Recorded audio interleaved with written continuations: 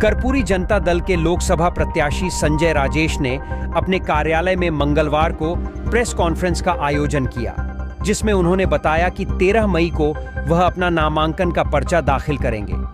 Media को संबोधित करते हुए संजय राजेश ने कहा कि हमारी पार्टी नालंदा समेत 5 जिलों से अपना प्रत्याशी मैदान में उतर रही है। हमारी पार्टी का सिद्धांत है कि अति पिछड़ों की पार्टी आज कोई भी बिहार में नहीं है।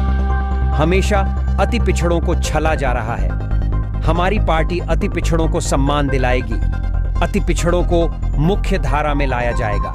अब अति पिछड़ों को आगे आकर समाज को मुख्य धारा में लाने के लिए उन्हें मुख्य भूमिका में आना होगा। पहली बार मैं चुनाव लड़ रहा हूं, लेकिन सामाजिक कार्य करने के दौरान राजनीतिक परिस्थितियां उजागर होती है।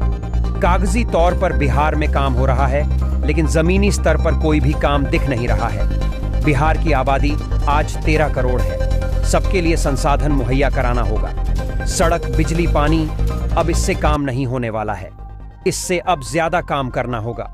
आज के नेताओं का अस्तित्व सिर्फ यह रह गया है कि वह एक दूसरे का विरोध करते रहते हैं। नालंदा सीट से मुझे उम्मीदवार बनाया गया है।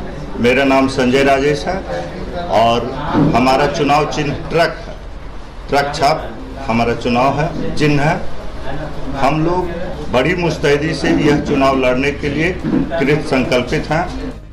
हमारा नॉमिनेशन 13 मई को है और उसके बाद लंबी लड़ाई चलेगी। 1 जून को वोटिंग होगा, फिर आगे जो निर्णय होगा जनता का, उसके हिसाब से हम लोग आगे काम करेंगे कि हमारी पार्टी का सिद्धांत क्या है। कर्पूरी जनता दल 1 साल पहले ही आई अस्तित्व में।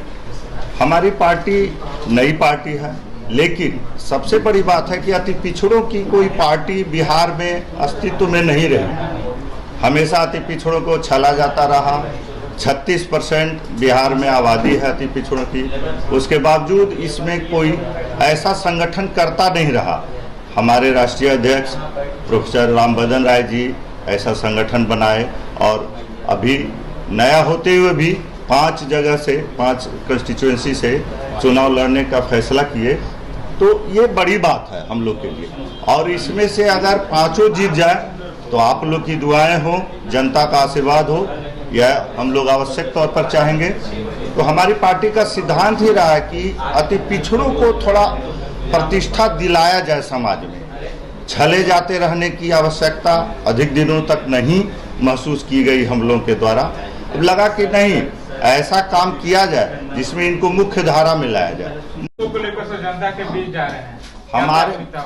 हमने पहला मुद्दा बताया भ्रष्टाचार। उसके बाद हमारा दूसरा मुद्दा है सामाजिक समस्याओं का निराकरण। सामाजिक समस्याएं क्या है? आजकल उसकी चर्चा कोई नहीं करना चाहता है। सब बड़ी बड़ी बातें करके भाग जाते हैं नेता लोग। अब बताइए सामाजिक समस्या क्या है? सबसे बड़ी समस्या है जमीनी विवाद। एक दूसरे के साथ इतना जमीनी विवाद है, कोई सीओ साहब बैठकर सामाजिक तौर पर, कोई संसद सदस्य विधायक कभी समाज के हित में 2 गुटों को जो आपसी संघर्ष है उनको बैठाकर यह बात नहीं करते हैं कि समस्या सुलझा लिया जाए। किसी के एक के तरफ हो जाएंगे और समस्या को बढ़ावा देंगे, मामला कोर्ट में चलता रहेगा। तो इस सामाजिक समस्या को दूर करना मेरी दूसरी प्राथमिकता होगी। तीसरी, हर पंचायत स्तर पर जो जो भवन है उन भवनों का सुदृढ़ीकरण किया जाएगा, नव निर्माण किया जाएगा। सबसे पहले तो एक चीज हम देखते हैं, गांव में विवाह के लिए सबके घर छोटे होते जा रहे हैं। अब किन्हीं के पास बहुत बड़ा घर नहीं बचा। अगर किन्हीं 1-2 के पास है तो वो अपना घर पूरे समाज को शादी के लिए तो नहीं दे देंगे। तो एक विवाह भवन हर पंचायत में, करीब 250 पंचायत नालंदा जिले में है। अगर मैं संसद सदस्य चुना जाऊंगा तो मैं निश्चित तौर पर हर पंचायत में विवाह भवन बनाने की पहल करूंगा। यह हमारी तीसरी प्राथमिकता हुई।